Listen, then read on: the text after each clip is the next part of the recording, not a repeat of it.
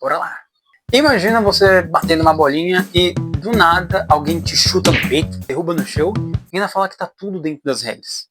Pois é, esse era o futebol há 200 anos. E sabe o que é mais doido disso? A história desse esporte que move o Brasil inteiro tem origem que ninguém conta direito.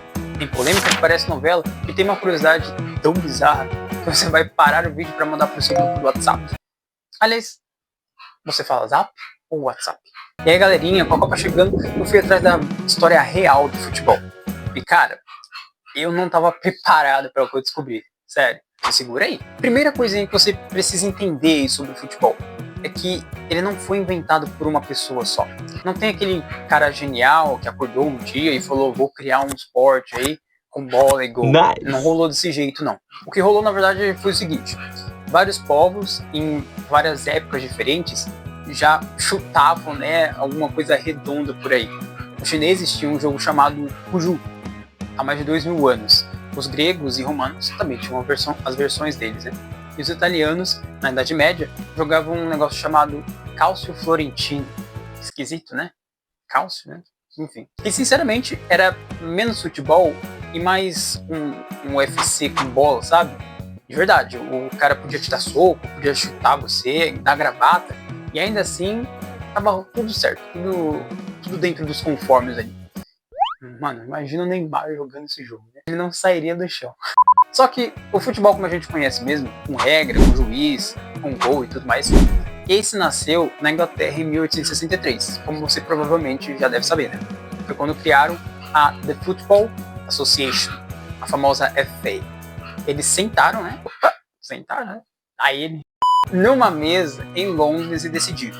Mas chega de pancadaria, né? Bora padronizar isso aqui.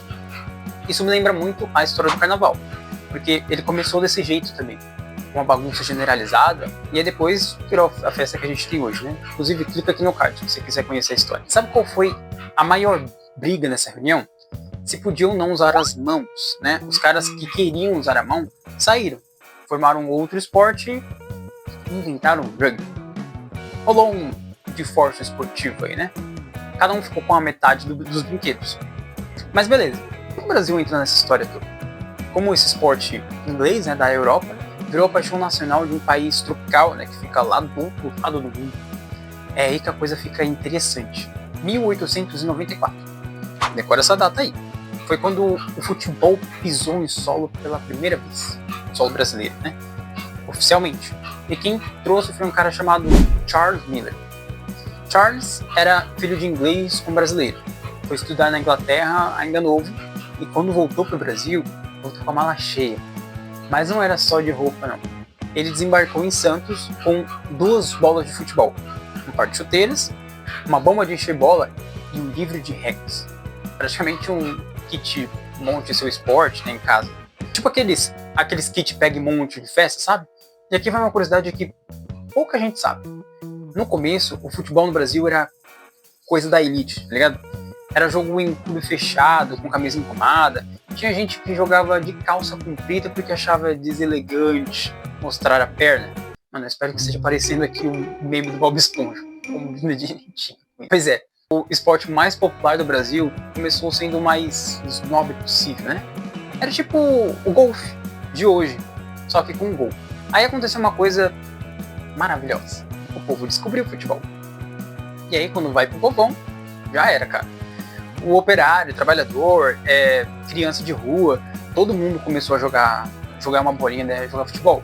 Foi exatamente aí que nasceu o futebol brasileiro, de fato. Com ginga, com drible, aquele jeito que só a gente sabe, né? Só o brasileiro tem. Se bem que eu não sou brasileiro, eu acho que nesse caso, né? Porque eu não sei jogar futebol direito. Mas nem tudo foi bonito nessa história, nessa trajetória. Agora entra a parte que dói um pouquinho. O futebol brasileiro tem um passado que muita gente prefere não lembrar. Ele foi profundamente racista. Por décadas, tá?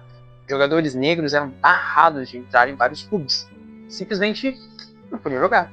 A gente acompanha o Vini Júnior aí das notícias famosas e tudo mais, sofrendo aí na Europa, mas antigamente era bem pior. Era surreal mesmo. E isso é fato, histórico, documentado e tá nos livros. O futebol só começou a se profissionalizar de verdade no Brasil na década de 1930. Antes disso, era amador. Mas tinha jogador recebendo por baixo dos panos, sabe? Era o famoso amadorismo marrom. Todo mundo fingia que ninguém ganhava nada, mas ganhava sim. Tipo aquele seu primo que fala que não tá namorando, mas tá sempre saindo com a mesma pessoa há uns 3 anos aí, né? Baseado em histórias contadas. Era basicamente isso, só que com chuteira. E quando o futebol abriu as portas para os jogadores negros e pobres, foi aí que o Brasil virou potência mundial. Não tem como contar a história do futebol brasileiro sem reconhecer isso. A nossa identidade no esporte nasceu dessa mistura. Mas, se você acha que isso tudo já é coisa de louco, espera só até você ouvir as histórias mais surreais do futebol. Tem coisa aqui, viu? Parece até roteiro de filme. Tô falando sério. Eu separei aqui algumas das histórias mais malucas que a história do futebol já viu. Bora lá. Começando, é claro, com ela, né? Na Inglaterra medieval, antes do futebol virar futebol, as partidas eram entre vilas inteiras. Tipo, a Vila A contra a Vila B. E o campo era literalmente o espaço entre as duas cidades. Caraca, né? Tinha jogo que durava o dia inteiro. Tinha como, né? Atravessava rio, passava por dentro de casas. Era menos esporte e mais invasão territorial mesmo. Bom, a número 2. Lembra que eu falei que lá no início o rugby nasceu de uma briga sobre usar ou não a mão? Pois é. E por muito tempo o futebol e o rugby foram o mesmo esporte. E cada escola inglesa jogava de um jeito. Era basicamente, na minha escola pode segurar com a mão, na sua não, né? Um caos completo. E eu até lembro que na minha época de escola eu joguei o interclasse. E agora eu fico imaginando como seria o interescola aí nessa época. Inclusive, você já jogou o interclasse? Ainda existe isso nas escolas? Vamos para curiosidade número 3. O clube de futebol mais antigo do Brasil, ainda em atividade, é o Esporte Clube Rio Grande, lá do Rio Grande do Sul, fundado em 1900. Antes do Flamengo, antes do Corinthians, né? Antes de qualquer time que você torce aí. Tinha o Rio Grande, né? E, olha, óbvio, né, que com todo respeito ao Rio Grande, se eu te perguntasse agora, qual clube mais antigo do Brasil, né? Eu tenho certeza que você ia chutar uns 15 aí e ia desistir no meio do caminho. Eu mesmo não sabia disso até pesquisar. Número 4, o Charles Miller, aquele que trouxe o futebol para o Brasil. Ele tem um drible com o nome dele, né? O chaleira. É aquela jogada de calcanhar. Sim, o cara não só trouxe o esporte, como inventou o movimento. Que currículo, né? Mas eu preciso fazer uma observação honesta aqui sobre isso. Essa história do chaleira é amplamente contada, divulgada aí, apesar de alguns historiadores debaterem se de fato foi ele mesmo o inventor ou se o nome só veio depois. Então, fica aí o registro. Bom, número 5. No início do futebol brasileiro, os jogadores usavam roupa social. Já pensou? O uniforme era então aí a camisa social, gravata e até chapéu em algumas partidas. Você consegue imaginar dar um carrinho de gravata? Eu não. O chapéu já voou sem muito esforço, né? Imagina jogando futebol. Agora, a pergunta que vale 1 milhão. Por que o Brasil virou o país do futebol?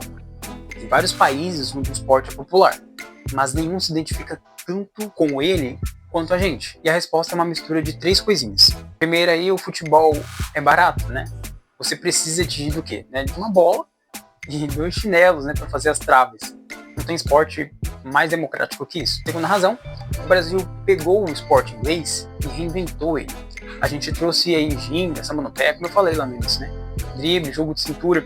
Os ingleses inventaram o futebol, mas a gente inventou o jeito brasileiro de jogar. Como a gente faz com praticamente tudo, né? A gente importa e reinventa.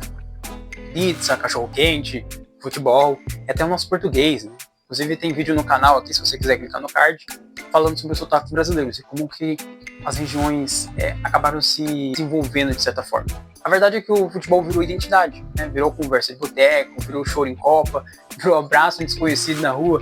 Não é só esporte, né? É realmente cultura. E é por isso que quando chega a Copa, o país inteiro para. Não importa se você entende de futebol, se você torce ou mesmo se você odeia. A Copa mexe com a gente.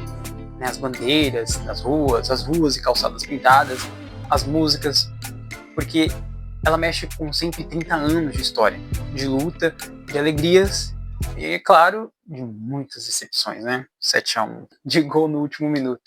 Mexe com tudo isso. Então é isso, galerinha. O futebol nasceu na Inglaterra, mas encontrou no Brasil a casa que ele precisava. A gente não inventou o esporte, mas a gente deu algo melhor, né? Deu alma para ele. Agora me conta aqui nos comentários, qual dessas curiosidades você não sabia? E se você tem alguma história doida de futebol para contar, joga aí embaixo que eu leio todas. Se você curtiu esse vídeo, deixa o seu like, se inscreve no canal e ativa o sininho para você não perder a notificação dos próximos vídeos, porque sempre tem curiosidade nova por aqui. Inclusive, você sabia que teve um país que foi banido da Copa por 32 anos? Pois é, nesse vídeo, que provavelmente está aparecendo na sua tela, sobre a história da Copa do Mundo, eu falo sobre isso e muitas outras coisas. Bom, apita aí da sua casa, que eu apito aqui da minha. Neymar tá na Copa. Será que vem o Hexa? Falou!